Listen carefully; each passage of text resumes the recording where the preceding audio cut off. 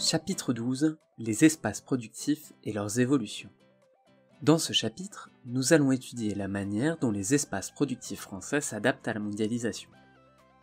Un espace productif est un espace caractérisé par une activité de production dominante, industrielle, agricole ou de services. La mondialisation modifie les facteurs de localisation des espaces industriels. Les vieilles régions industrielles du Nord et de l'Est de la France sont aujourd'hui en reconversion. De nombreuses entreprises délocalisent leurs unités de production à l'étranger, ce qui conduit à une désindustrialisation du pays. Pour s'adapter à la mondialisation, les zones industrialo-portuaires aménagent de nouveaux quais à conteneurs destinés à accueillir des navires de commerce de plus en plus grands. Les métropoles concentrent la plupart des nouveaux facteurs de localisation, une population qualifiée, la proximité des infrastructures de transport, des universités et des centres de recherche. Celles du sud et de l'ouest de la France, qui accueillent des activités de haute technologie, sont particulièrement dynamiques.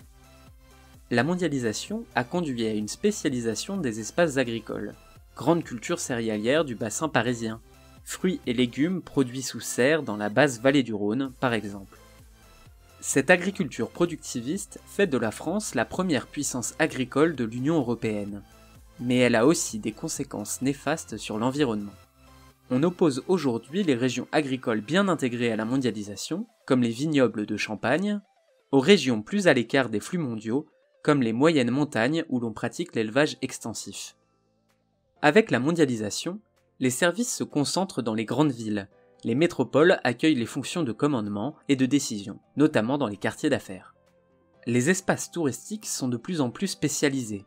Littoraux balnéaires, parcs de loisirs, stations touristiques. Ils permettent à la France d'être la première destination touristique mondiale avec plus de 90 millions de touristes par an.